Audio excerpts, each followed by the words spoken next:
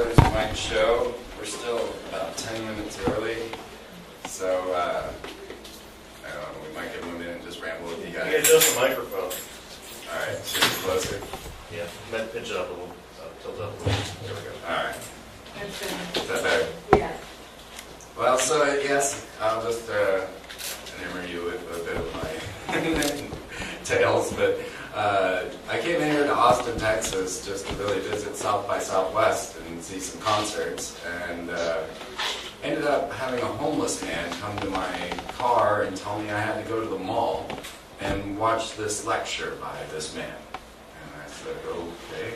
And why should I not do what a homeless man tells me? He left me such a nice note with all of the bus routes and everything, told me where to go. And so I got on the bus having no idea what I was doing or where I was going. And I get to the mall. I don't know which mall it was. I think it's closed now. And it was just this little rinky-dink thing. And I'm walking through going, well, what is going on in here? You know, I don't know.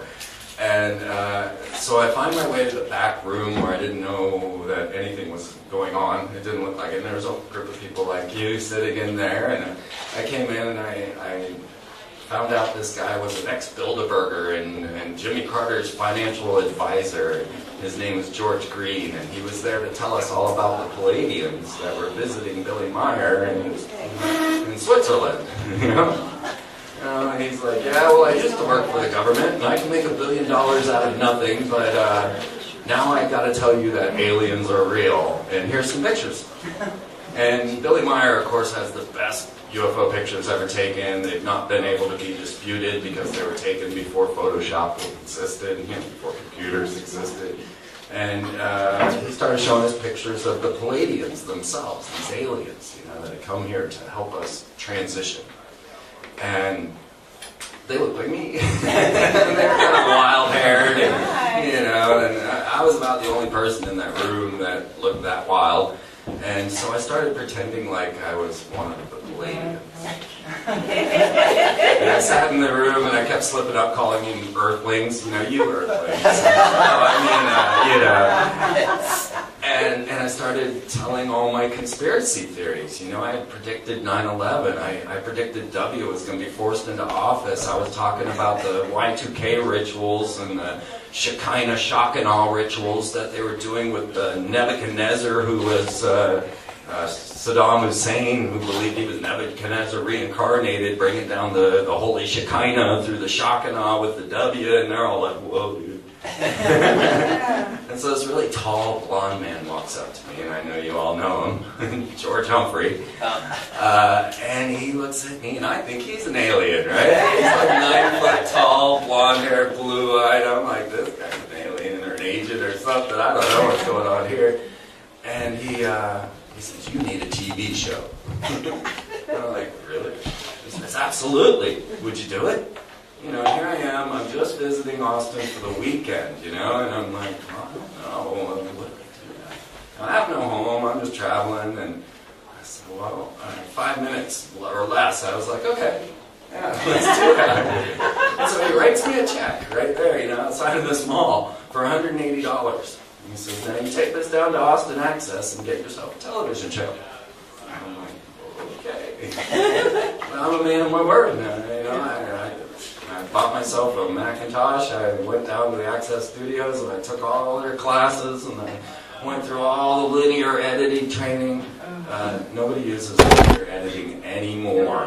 I was the last fool that had to deal with that stupid machine. They had to type in every code. I had lists of all the, you know, frame number 1. It goes through 0.1, 0.26. Okay, type that in and make it do it. And if you mess up, you gotta start all over. There's no going back. There's no like just shift this over here like we all do now. There was no YouTube. There was no, you know, nothing. There was Access, and we were getting our work out. You know. Yeah. I was given a midnight show, or I picked a midnight show on Sundays, so I just decided to be a little goofy. You know, I'd already pretended to be an alien to be there, so I might as well just take this to the hilt. And I started laying out things. I started talking about corporate logos and their occult meanings and how Freemasons rule the world. I went into our goddess Columbia and I made the very first documentary on HARP and won an award at Access for that. First person to ever televise chemtrails. First person to say Anunnaki on the television. I got it wrong. I said Anunnaki. They still make fun of me. I'm like, hey, I was the first one to say that out loud, alright? You know, I kind of looked. I said Anunnaki in my head. I don't know why, but, you hadn't even read it yet. So, but all the things that I started laying out, I was talking about them cloning mummies. You know, on my third television show, I was talking about cloning mummies. Talking about meteor weapons. You know, my first documentary on HARP, I'm talking about meteor weapons. Talking about the Pope. Talking about CERN and them punching holes in the other dimension. Talking about mind transfer technologies and how this is all coming into this strange transhumanist world where we can channel ourselves into clones. And how this was all going to bubble up into the surface. And all of a sudden, it's the news, you know? The Pope has quit. As soon as we put him on the cover, I actually hand drew this Pope. We put him on the cover, and he quit. We're like, wait a minute.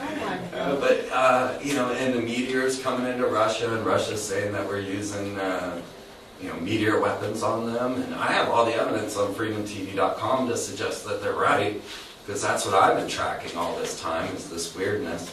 And then the mind transfer technologies, that all came into play, and we now have a robot on the International Space Station that's capable of having your mind transferred into it.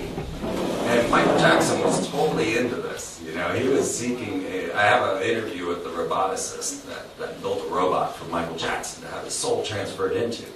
And this is way back when he was hanging out with Uri Geller. You know, and Uri Geller is the guy who used the 10 keys and was a psychic. Supposedly, he was one that they used, the elite would use to channel these interdimensional beings that they called the Nine, or Spectra. And so they used Uri Geller, and he was then running around with Michael Jackson, and they went off to the Raelians. Now, if you don't know about these guys, they're an alien cult that are building an embassy in Israel with a flying saucer swimming pool outside. Their symbol is a Star of David with a swastika in the middle, and they want to unite all religion and all conflict through their alien space brothers, who was Yahweh, who this man had met, this Ra'el, who was actually Claude Beryllion. And they began cloning people, or at least they said they were.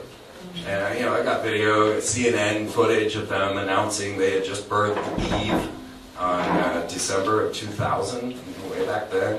And so Michael Jackson's with Uri Geller, and they're off getting, looking into getting a clone. And I guess Michael decided the clone wasn't the way he wanted to go, so he looked into a robot so he could transfer his soul into it. Well, now on the International Space Station, at this very moment, is a mind transfer technology robot known as R2, like Star Wars, or Robonaut 2, and you can transfer your mind into it. And next to him are a dozen stem cell projects for human longevity. So they're hoping to start injecting the astronauts on the International Space Station anytime to start this human longevity project from space. It's all going on right now. Then they launched the super secret X-37B space shuttle, which is, once again, a mind transfer robot. There's no pilot. It's out there right now orbiting the planet. No one's aware of it, but they can't hide the launches. So I cover all the launches on my website, and I tell you, look, they're launching the X-37B. But it's a military space shuttle, so it's all of its actions are top secret. But it's out there right now. And it can only stay out there for about 240 days. It was only supposed to stay up there 90 days, and they pushed it to see how long. And then a solar flare brought it down last time. They had massive solar flares going off. They had to bring this thing down to Earth. Well, it's up there now. And after about a week after it launched, there was a mysterious explosion in space that was filmed by an amateur astronomer. And the next thing you know, these meteors are coming down, and Russia's announcing that we're using meteor weapon technology. Could be happening. They're out there, and they're doing this. So in order to cover all of this type of stuff and to try and bring this together and to be able to actually have enough money to produce a television show and radio shows and be a webmaster and do all the things that we want to do to bring all this stuff to light to people, we wrote Weird Stuff. It is a culmination of 20 years of conspiracy theory, and this is just book 1. We have 9 of them that are coming. So I'll introduce you to Jamie, my co-author, and really I'm a good co-author.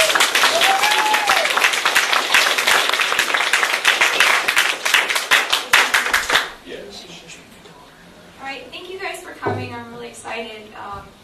This whole thing was an accident. I never meant to write a book. I'm not a writer. Never wrote anything before, but I wanted to find a way to get the information out in a medium that was palatable for other people, because I noticed that as we travel around, a lot of people are into this information, which I called weird stuff, and I can tell you why I named it that later on, but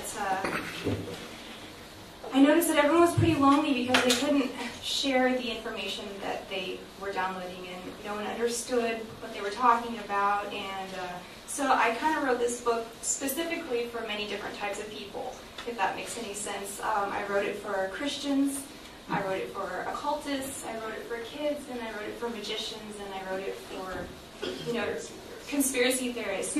Mostly I wrote it so you could share your ideas with your friends and family in a way that's not so scary and not so overbearing.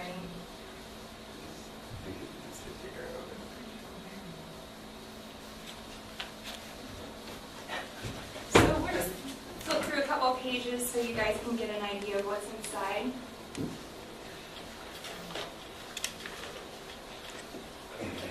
He's really proud of that graphic. I've been learning all the tricks of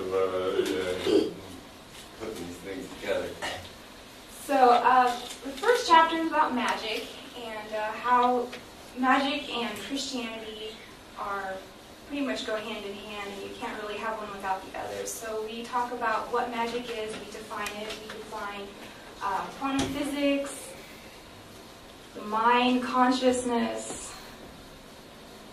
your emotions, how they play a part in magic. Not to mention all the science. All right, it's very scientific.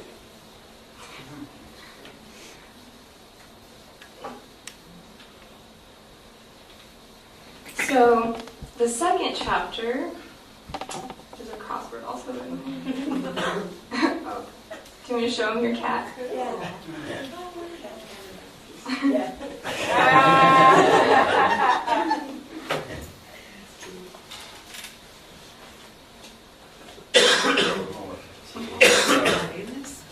So as we've been going along in this adventure of ours, we've discovered that there's a number of corporations that seem super innocuous that are actually out there as military arms to program children into improper actions, conforming to this modern family system.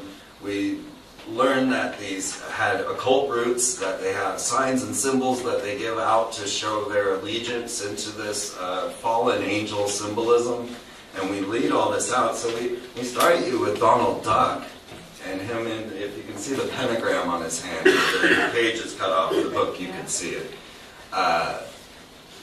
We show you, this one, Operation Culture Creation Part 1, focuses a lot on Walt Disney and how Walt Disney has been used to manipulate our generation into playing the role that they needed us to play. So weird stuff, although it gets into Pythagoras and the pentagram, aspects of magic, it takes all of this and then says, well, okay, now assign this to what Walt Disney is doing. And realize what the point and purpose of having, say, Ariel selling her talent to the Black Witch in order to marry some man that doesn't care about her. Outlining the different factions and the ideas inside of these cartoons that we find more horrific than any horror film we've ever looked at. Once you start to realize the level of programming that's going on. So we call them sorcerers, and we talk about sorcerers and robots. The creation of the television, the idea of how this was programmed into us, the Nickelodeons that were Jewish run, how the battle went between Walt Disney Studios and the Hebrews, and how it or Jews, I guess they weren't Hebrews, they were Jews, but we outlined the whole mess that was the creation of Hollywood and how debased it was, and how they didn't even have a comprehension of what debase meant, and how far they had started to plunge our society into discord through the through the subtle symbolism like you would see in the posters. But this is actually, to us, the overt examples. This is just for sales and to trigger the psyche. But the storyline, if you were to follow the storyline of Tangled, tell a little bit. I mean, here you have one of the greatest problems they want is the loss of the mother.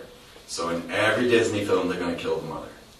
Now in this film, the mother actually turns out to be an evil witch who is sucking the life force of her daughter by trying to keep her contained in the house safe instead of running away with the thief.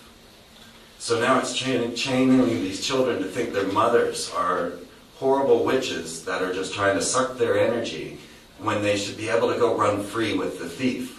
And secretly, she was a princess, so she didn't actually have to worry about anything anyway.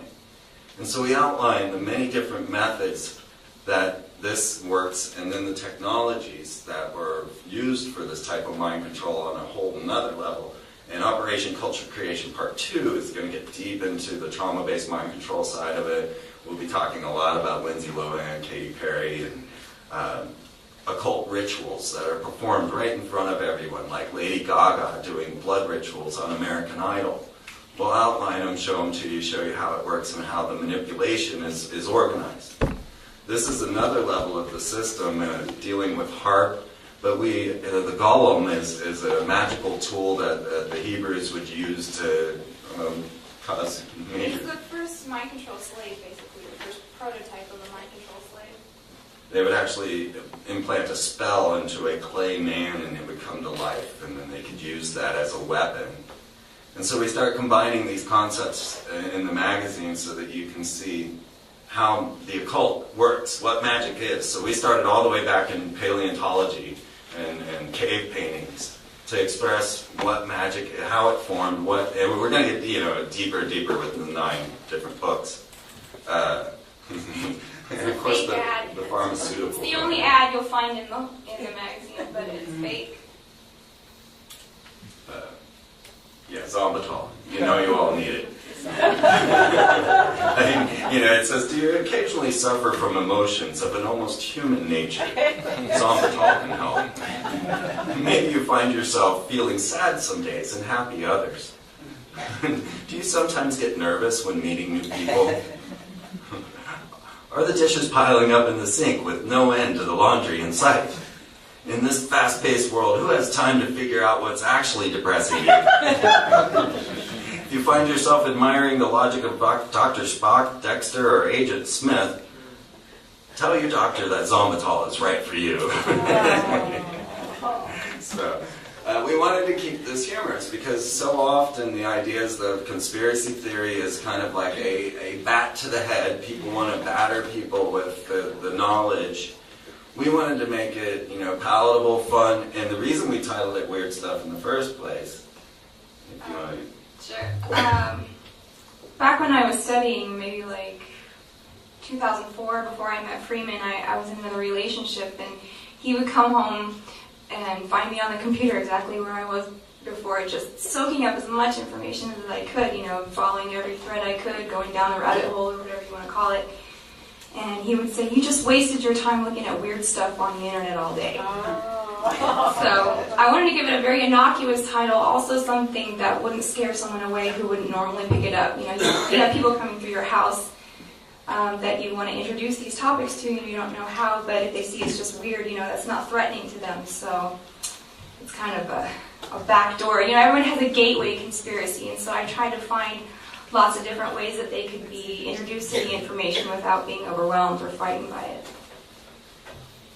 And so you formalized your own form of magic, yes. Slack magic, because really our whole lives have consisted of synchronistic events guiding us forward without any idea of what we were doing. And the universe has shown us that life is there for the giving. If you can live up to your soul's potential, everything will open up, and you will have miraculous encounters that lead you to all the right people, all the right places at the right time. So we wanted to try and express that form of understanding and faith. You know, it's an amazing faith. It's one that you don't have to question, because the ideas just, I mean, the things that happen in your life that are so coincidental that you're like, this is God. That's the type of expression that we wanted to share, because that, we feel, is the way out of this whole mess, because we live in a matrix, as many have said. And the matrix is formulated through these technologies, through the television. I mean, we get into the whole Nazi creation of television, and the first forms of television and what they were used for was actually to channel and see into the other dimensions, into the occult realms. And now we can see that going on in CERN, and I cover a lot of that as we get into. So the idea is right there: who has the monopoly on life? And each of these corporations is actually a Disney-owned corporation. And we get into the ideas of Edward Bernays, the psychological warfare, the psychosocial programming, right down to Lady Gaga saying that she's in mental health and bullying, right? And how these can be used for the negative, because so often they throw the positive out there and use it negatively. And so we have to recognize both and how that works.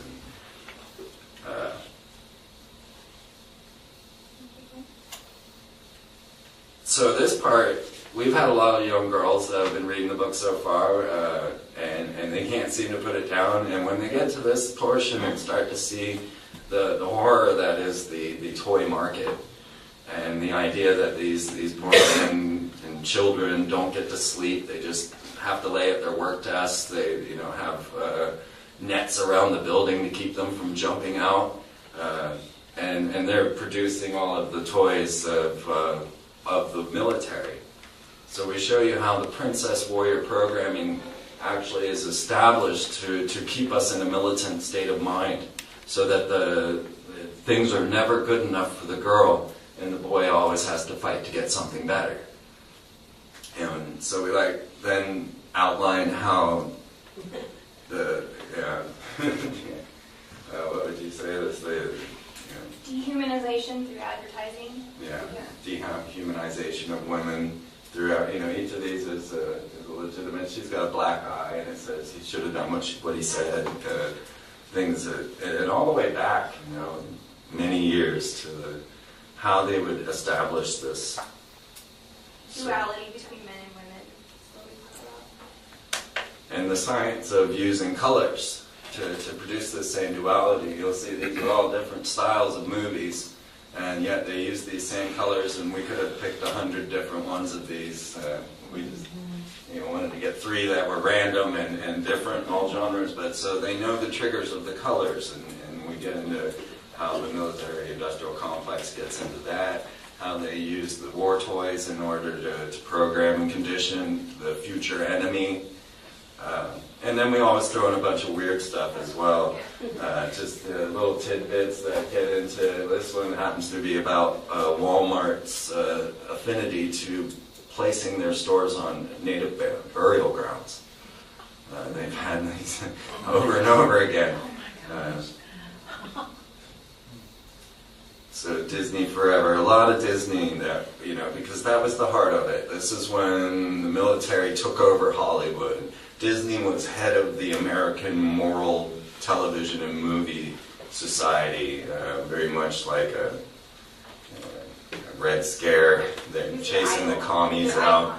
Yeah, he was the icon of this force that was really engineering society in the conditioning that they wanted. He was a member of certain secret societies like B'nai B'rith, which is a very, very rich religion that most people don't know about. It has a very central control in Israel, B'nai B'rith, and getting into the ideas of capitalism and Walt Disney's birth scandal. Like, if you look into Hitler's birth and you find, well, maybe it was the maid, and we don't really know who the Schicklgruber was that gave birth. It's the same for Walt. And Walt Disney, you can't find, he doesn't know where he's from. He tried to get into the military and couldn't get his birth certificate, didn't know, his family all seemed sketchy about it, and he was very much traumatized as a child, beaten a lot, and was a trauma-based mind control victim himself. His brother Roy escaped first and went and joined the Freemasons. Walt himself never did join the Masons, but he became one of the Knights de Malay, and then he formulated this corporate dictatorship. You walk into Walt Disney World, you've given them your thumbprint, your credit card, your facial recognition picture. They've got you trapped in a system that they can charge you $22 for the worst burger you've ever eaten, and you can't do anything about it. They are the exact scam that the corporate world is trying to place us in, the idea of their cage. And we do track this back to a lot of Freemasonry, and then of course the militant takeover of the Disney studios.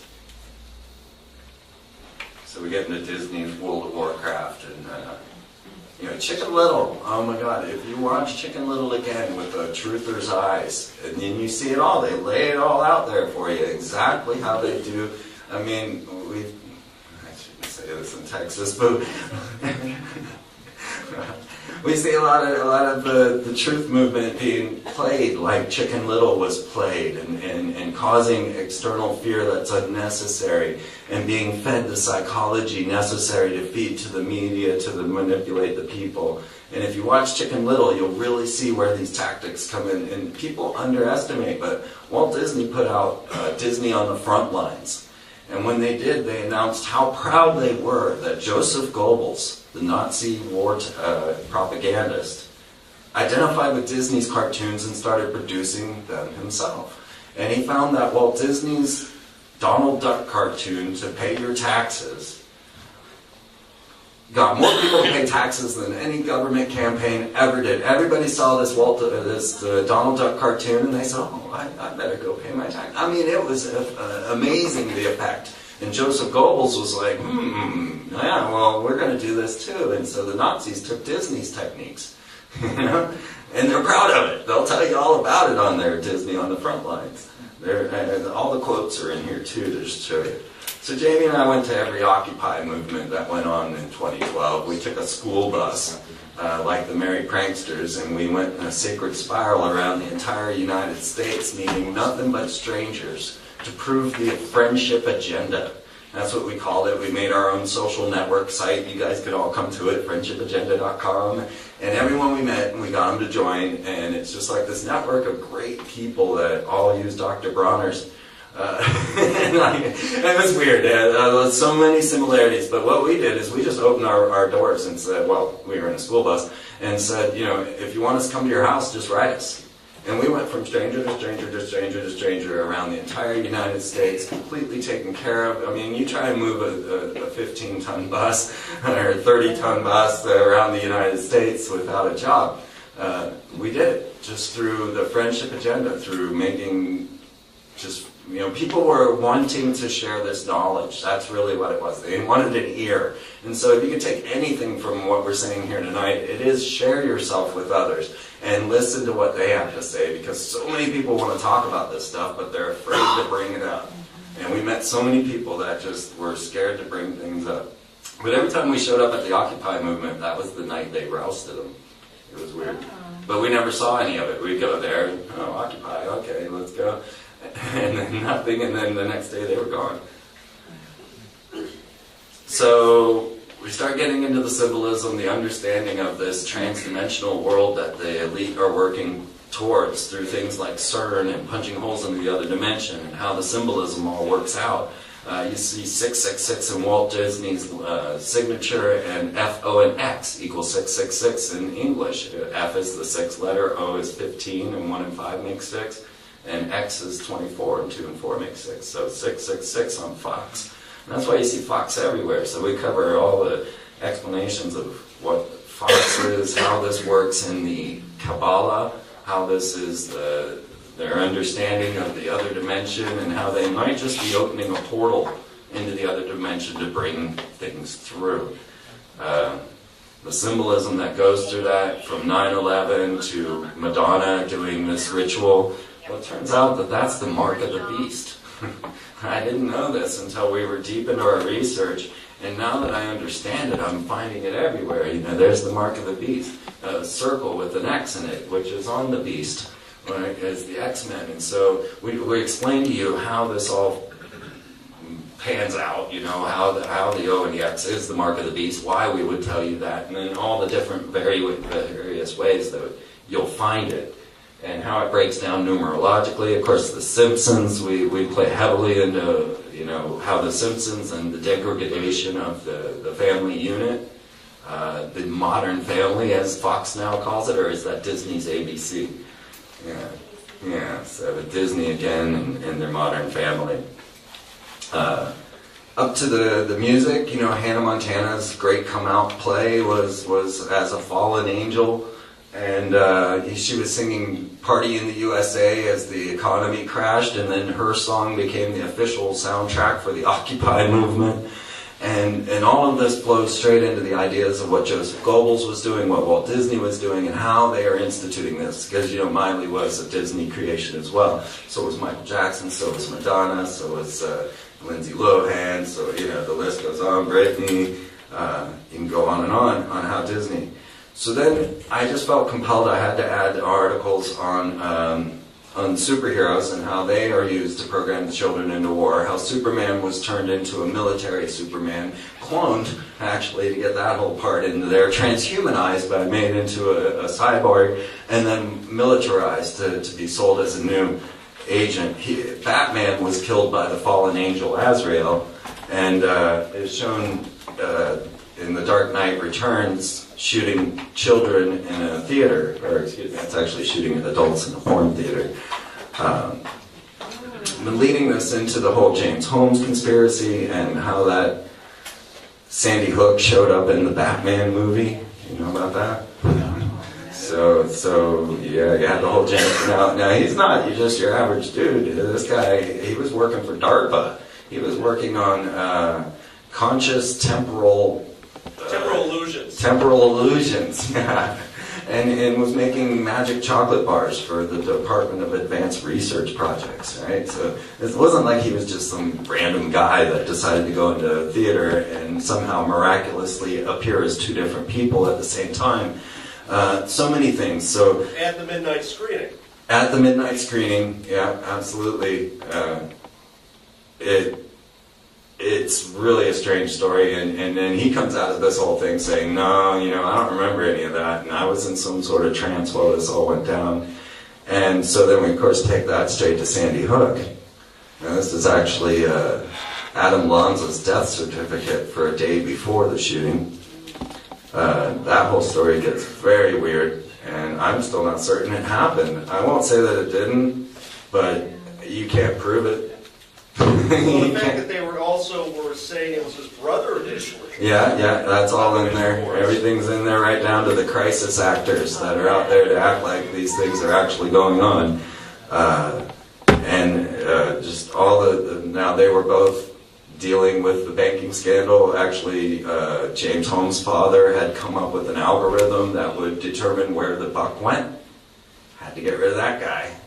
Right? So James Holmes' father had the most aggressive algorithm that could follow the money. That's their biggest fear. All of a sudden now his son is supposedly shooting people in a theater. Same thing with Adam Lanza. His dad was involved with FICA. He was involved in this whole banking scandal, the LIBOR scandal, and all of a sudden his son is shooting people in a high school or an elementary school, which was physically impossible, which I covered pretty in depth in there. And then show you the new hero, the new fallen angel as our new heroes of Spawn, Hell Spawn, and how it has all progressed to the dark hero, which is what Aleister Crowley had said the 20th century would be, is the age of Horus, the age of vengeance, the age of the dark hero. And of course that all culminates in the Anonymous Mask. And Then more weird stuff about like your 666 monster drinks.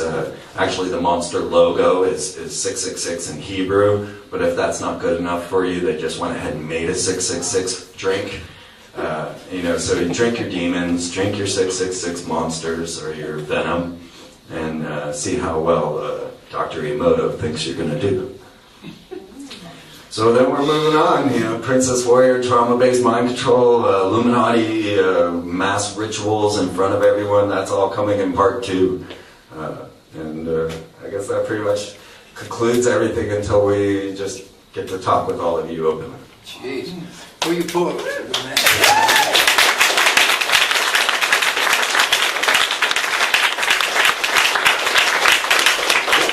Before you get too far away from it, the circle with the cross in it, or the X in it, that's also a symbol in some of the very earliest the archaeological stuff of Nibiru.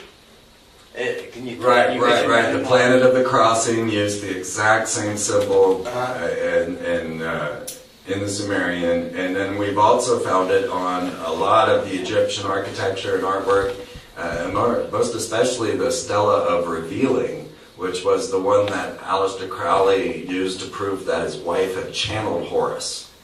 And the channeling of these Egyptian entities is going to be a big portion of the next show or the next book, because like if you start reading Rick Riordan and you get into Percy Jackson or the Kane Chronicles, it's all about, that's all Disney.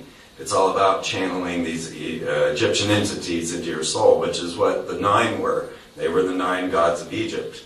And so these were the ones they were using Uri Geller to channel these entities. Well, now they're making all the technology necessary. They just announced they have the Higgs boson. All right, now we know what gives mass to matter. This is all part of a bigger, larger plan of punching holes into the other dimension and being able to bring things through. You have to be able to apply mass to light. And that's where these technologies are actually going, is to bring the light beings, the Luciferians, into the reality. And if you start following it and just saying, well, okay, we outline enough of it to say that this is pretty close to what they're doing. So the book was entirely self-published by us, and the layout was done just by me and him. The writing was all me and him. Everything you see is just us, and we published it by Kickstarter. So I want to give a big thank you to everybody who believed in us on Kickstarter enough, because we were traveling around the bus for a year, and I wanted to get this done really bad, and there just never seemed to be a time when I had a time to myself to think to finish it. So I was just like, can we please just move on so we can finish the book? So that's when we decided to do the Kickstarter, and we made our goal, and we could have never done it without you guys on Kickstarter. So thank you very much. Also, if you haven't got your copy and you were a Kickstarter person, raise your hand. Anybody? Are you Deborah? Yes. Okay. We've learned you all by name. Have you anybody placed an order online and haven't got one yet? If you placed an order on PayPal or Amazon and haven't got a copy, No? Okay. you got yours, all right. Okay. Well then, we're open for any questions, and pretty much we just want this to be an open now forum for all of us, and anybody that wants to afterwards, let's all go to Spider House and get some beers and nachos, and we'll just hang out with you, and we can just talk. Well, it's pretty overwhelming, and I love that you started out with talking about faith and the friendship agenda that you had, occupation stuff. Talk about that. Talk about where you see the amassing of the grassroots movement that can coalesce a genuine positive outcome. Yeah, it's definitely coming.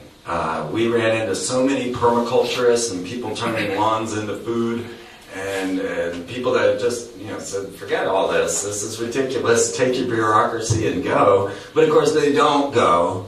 And they're all running into issues. They're all running into fights, trying to just have a garden in your front yard. People are getting fined tens of thousands of dollars, and they're still doing it. To me, the critical issue is the friendship agenda, is the idea of us finding one another and talking to one another and not pushing agendas on one another, but just allowing each other to be, because we don't know, right? We're animals in a zoo, and we've grown up in captivity. We have no idea that we're in captivity, and there's some running around the zoo going, "Hey guys, you're in a cage." And they're all going, no, I'm not in a cage. I got a guy who feeds me, he comes by, he rattles my clothes, it's all good. And they're like, no, check it out here. And they're like, no, I don't want to go out there. It's dangerous. You know, the television, it tells me all the time.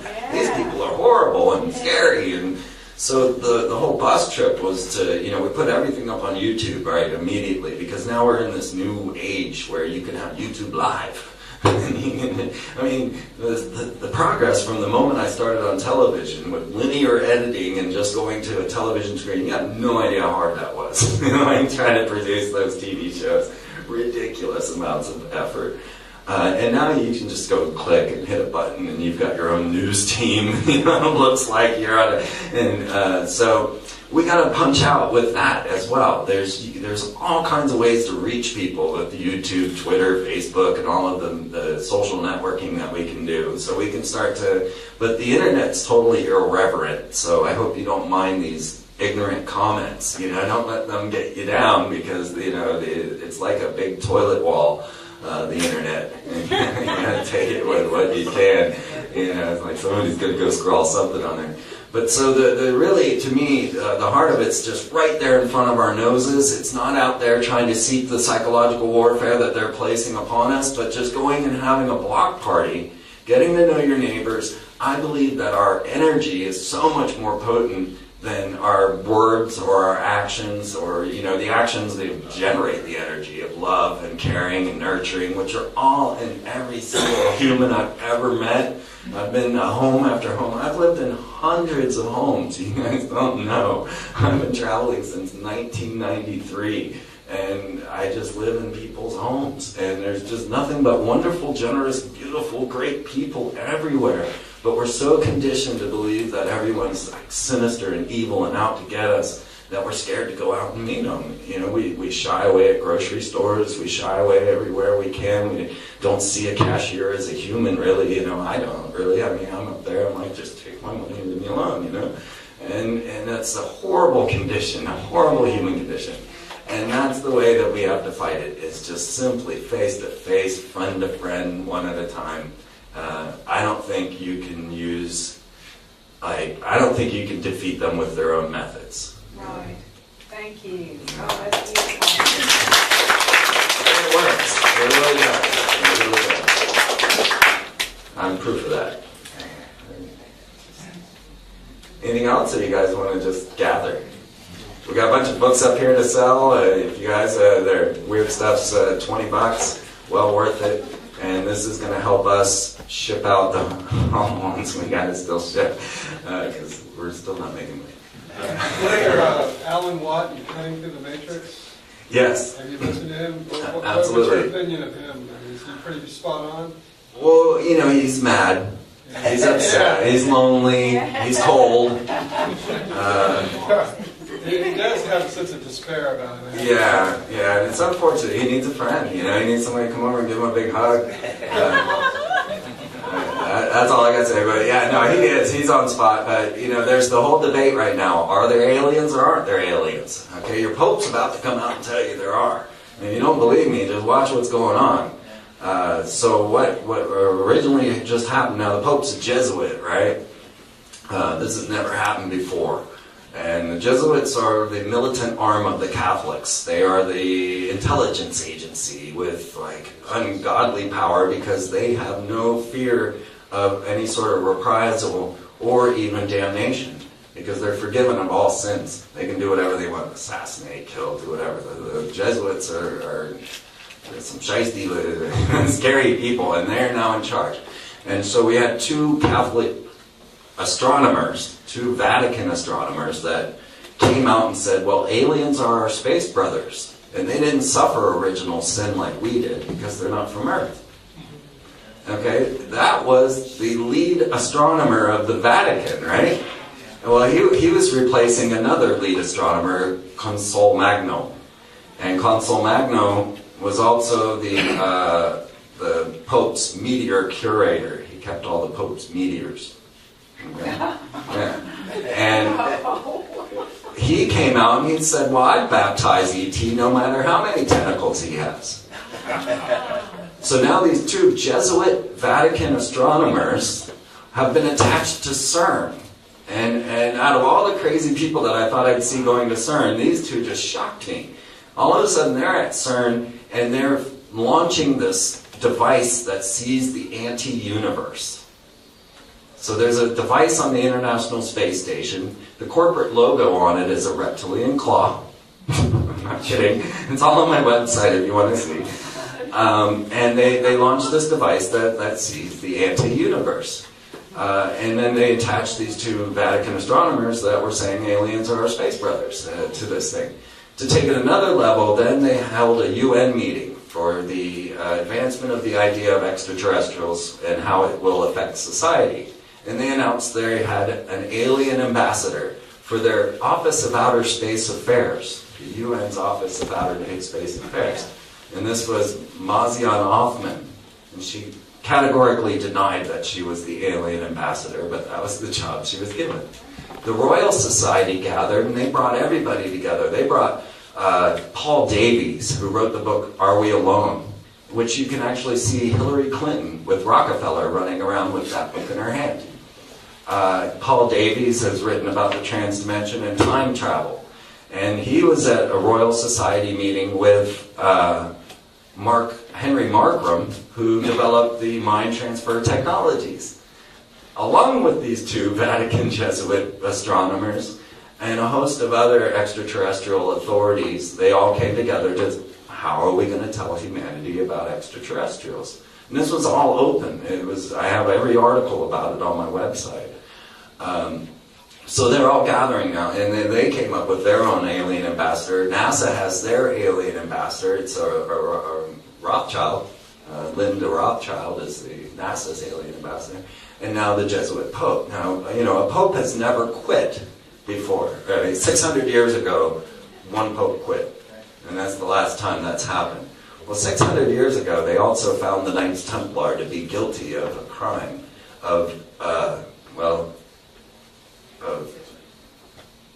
doing secret society works that are like urinating on a cross, kissing each other on the anus, and they were tortured into their confessions, and that's how Friday the 13th became the most unlucky day, because they were tortured into their confessions on Friday the 13th, 1307. Well, these Templars were displaced then by the Jesuits, who became the Knights Hospitallers and took all their property. Well, Pope Benedict, he started digging around in the Vatican library, and he was looking for the Illuminati. Now, if you don't know, the Illuminati was started by a Jesuit. It was Adam Weishaupt back in 1776 in Bavaria that started the Bavarian Illuminati that most people say rule the world now. They infiltrated Freemasonry, they infiltrated any secret society, any nation, and they wanted, and that's the Jesuits again. So Pope Benedict went into the Vatican library and announced that he had found a misplaced 600-year-old document that exonerated the Knights Templars of all the wrongdoings. That this had never happened, that they were tortured improperly, and it was like Galileo, that they were just saying, okay, the Templars are actually all forgiven now. And the Knights Templars said, oh, well, where's all our property? All right? So they're setting the stage at this moment for a Temple Mount extravaganza. My next prediction is that it'll all spark at the Temple Mount. And Barack Obama just showed up in Israel riding his Democratic donkey into Galilee. And they warned him, do not go into the Temple Mount through the Lion's Gate, which is also a movie production company. And make the most horrific, oh my God, Lion's Gate is like trauma-based mind control on celluloid. It's just open. And so this whole thing is starting to culminate in this scenario where we have these extraterrestrial ambassadors. We have the Jesuits kind of forming now a clique. They now rule the Vatican. They also have the Black Pope, who is also a Jesuit, always a Jesuit. The Black Pope is the general, the superior general for the Jesuits. So there's a Black Pope and there's a White Pope. And Pope Francis is now the first ever Jesuit Pope. He's a staunch opponent to gay marriage. And of course, if you watch Barack Obama's inaugural speech, you know that he's coming out as a very proponent of gay marriage. So they're setting up the fighting factions, you know, and the Knights Templar. And right after Pope Benedict announced that he had found this document, he then shut down the Vatican Library, which has been open for 500 years. And you know, all the cardinals, everybody had to run and scramble to get whatever details they could get out of the Vatican Library. I mean, we are living in a Dan Brown novel. But Dan Brown cuts it short. He doesn't give you the whole story. You know, it'll show you the pentagram on there, but never explain it to you. So we're trying to really get it out there for you as to what's really going on and how it all plays out. I don't follow the news much. I kind of stay distant from it. I heard somebody say I heard somebody say something about this, and there's a fairly bright person who stays on edges of things. And he said something about the Rothschilds, one of the major Rothschilds, patriarch or something, was a part of the resignation of the Pope, and he helped bring that down and fully intended to dismantle the financial empire of the Roman Catholic Church. Do you know anything about that? No, I haven't heard that. I heard he had a big meeting with the Knights of Malta, which are also connected with the Jesuits, just prior to his resignation. And then, well, how weird was this? Talk about like coincidences or synchronicity. The moment the Pope announced that he was quitting, St. Peter's Basilica was struck with lightning twice. And then he released the bird of prey, or bird of peace, and it was attacked by a dove or a bird of prey. Right? Yeah, signs, right? Well, it really had me freaked out when Barack Obama went to Israel, because he brought with him Ray Mabus. And Ray Mabus is the Secretary of the Navy, or the head of the United States Space Force. And right now, as I was telling you, the X-37B is orbiting the planet. This is infuriating China and Russia, because there's strict regulations not to weaponize space. Well, so China has now launched their military space station. They're orbiting the Earth right now as well. And Ray Mabus is in charge of all this. Well, Nostradamus had a prediction in one of his contrains, and it's one of the biggest ones. People have always tried to figure out who Mabus is, because in Nostradamus' prophecies it says, when Mabus dies, the Antichrist will rise. Wow. And everybody's like, who's Mabus? Well, all of a sudden, there is a Mabus. And he brought him to Israel to go to the Temple Mount. And I'm just like, oh no. And then the Pope quit, and the Queen of Netherlands quit, and the Prime Minister of Australia quit. I mean, this is like 2012, the movie where all the bigwigs are just starting to vanish, right? Queen Elizabeth, she'll probably bow out eventually. And, they got their richly born son, which some lady came on my show to prove he was cloned. I don't remember what he was cloned. Oh, he was cloned from the Shroud of Turin, yeah. So he's supposedly Jesus, and then they induced birth into, his mother to produce him on December 21st. Because that was the rising of the sun in their symbolism, the winter solstice. They induced labor of Prince William. It's actually June 21st. It's the summer solstice. Sorry, Prince William? Prince William. Yeah. So that's how strange this whole situation is. And they believe they can actually channel entities into these beings, and so they try to give these births at momentous occasions so that they can envelop these. And that's what we're trying to explain in here, the ideas of invocation, evocation, what magic is for. As I looked, for a long time, I grew up as an East Texas fundamentalist Protestant, and of course, I was fairly bright, and gradually I kind of saw everything as symbolism. And then the more I got to read, I got to, again, where I saw everything as literal, and it really did happen back then. I'm wondering if you look at any of the gods of the past, whether it's Sumerian or Egyptian or whatever, whether it's Enki or Yahweh, are there any gods back there that you have a lot of faith in, or that you feel like are worthy of an allegiance or a focus? No, not a one. Okay. Well, you guys want to wrap this up and just chat with each other? Sure.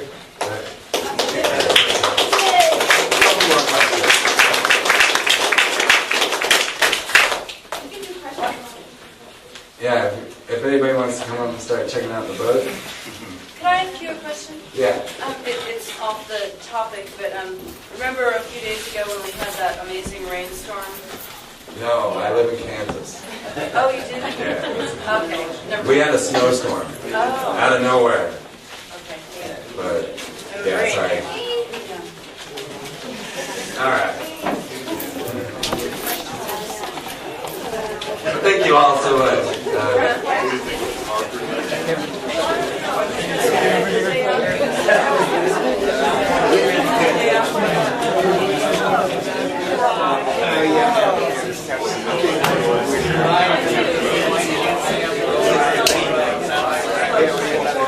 Yeah.